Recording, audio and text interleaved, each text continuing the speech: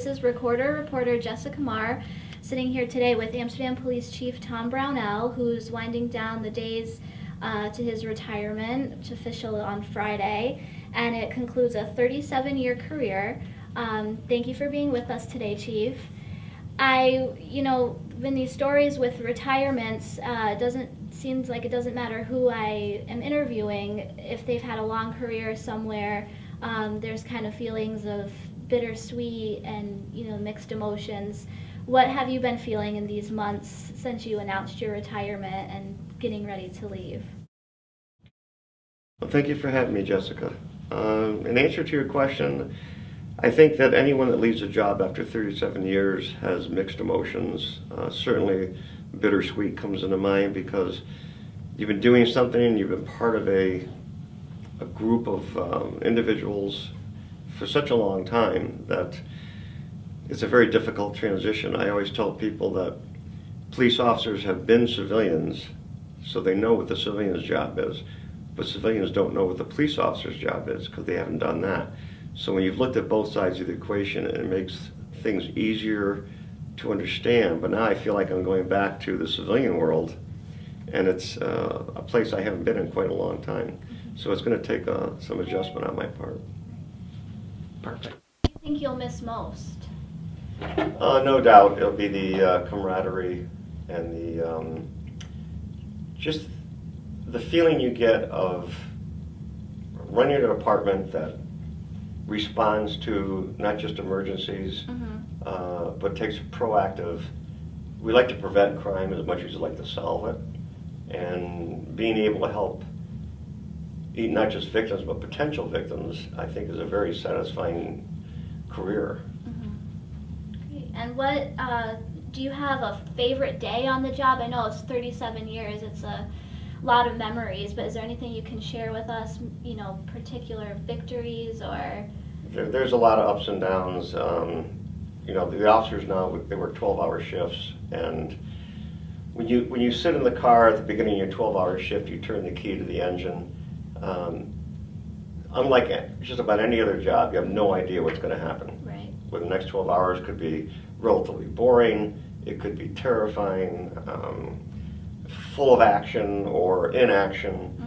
You don't, and part of the allure of the job is the fact that you don't know what's going to happen next. Very, very seldom will you be bored because you know that the next call or the next car stop could be a totally even life-changing experience. As far as picking any particular day, I would say, unfortunately I've been a provisional appointment all through my career, and what that means is in a civil service capacity, if there's no list established, they'll appoint you to a position and then you have to score within the top 3 to get the appointment. So I was a provisional police officer, patrolman, back in 1974. Then I took the test, then I had to score in the top 3, which I did. Then I was a provisional sergeant. So I had the job, then I had to score in the top 3, which I did. And then I became the first civil service chief in Amsterdam, and I was appointed in January of '96 and had to take the test in March, and then wait until June or July before the results came out. Okay. So it's a strange situation to be in. It's very, when you go in to take the test, everyone else in the room wants the job. You have to pass the test, right. or otherwise you lose the job. Right. So it's different. On a regular car stop when you were doing patrol, what's the craziest, stop that you've had, or what, did you find anything? I know you were mentioning the other day that one of the guys had found, what kind of chemicals were they on the bridge? And Well, there was the car stop with the nitroglycerin. Right. That was in the back of the car. I remember a car stop one night when there was a donkey in the back of the car. Wow. As I walked up to the driver, the back window was down, and this donkey stuck his head out. And I remember saying something to my partner about, well, what an ass. And for some reason, the donkey got away from wherever it lived. And this guy and his friend went and picked it up, put it in the back of the car, and it was standing up in the back. And that was kind of unusual. But there's always something about a car stop that you can't treat any of them routinely. no matter how much training you have, no matter how much they come out with new techniques to keep yourself safe or whatever, there's still that incredible unknown as you walk up to someone's vehicle. You are totally on their turf. Only they know who they are, what they're up to. They know who you are. You're in a police car and uniform. Whether they have weapons, whether they're wanted, whether there's contraband in the car. These are all things that they know and you don't. Right. So you have to be extremely careful in those situations. Okay.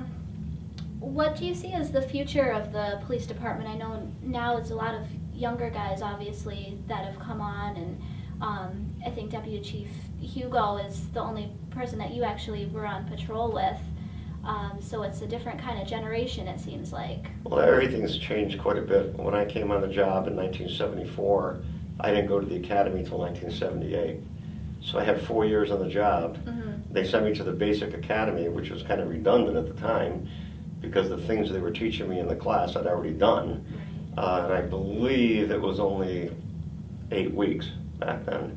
Now the academy, you don't go on the street until you pass the academy, and it's 6 months of classroom and practical. Then there's another 2 to 3 months of field training.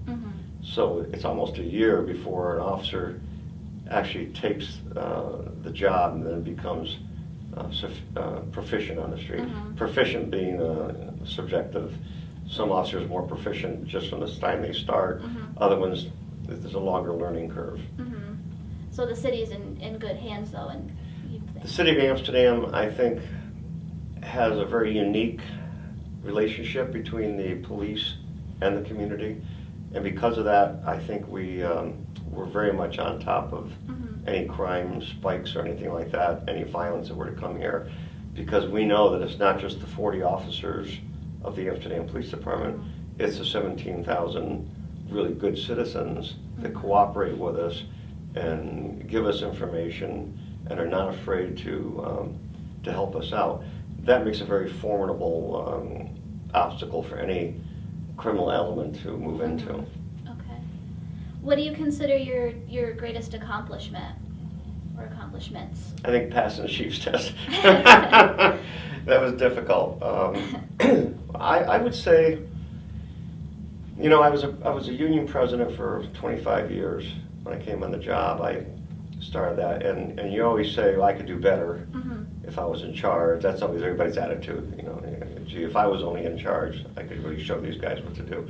Sure. Well, more or less, they called my bluff when they made me chief and said, okay, now let's see if you really can do better. Well, I think that because I'd worked so many years in patrol, I knew the job. I wasn't just reading it out of a textbook. I knew exactly what the officers, and particularly the officers at Amsterdam, were up against. And I thought that the best way to enhance their working conditions was to start programs like the Citizens Academy, the Police Explorers, Neighborhood Watch, and these are all things that brought the community into more interaction, positive interaction with their police. Right. And I've always liked the fact that some people say, our police. I've heard that many, many times. Instead of saying the police, they'll say our police in Amsterdam. And it may sound like a small thing, but it's psychologically, it means a lot. Right. It means that we really are a team. So I would have to say that being able to combine this community with the police force is probably the most thing I'm most proud of. Okay. Any big plans for retirement? Yes. I'm going to drive my sports car Monday through Friday, but if the weather's nice, I don't have to wait for the weekends. I actually am going to take 2 weeks off, my wife's suggestion, fly out to California and do what I'm going to call the high school college tour, just see all my friends from high school and college I haven't seen in a long time.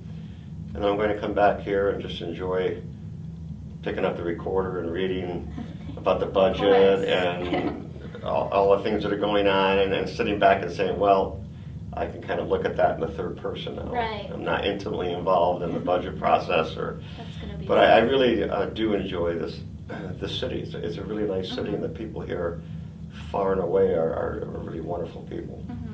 Great. Well, thank you so much, and congratulations. Thank you. And best of luck. And for the recorder, I'm Jessica Marr.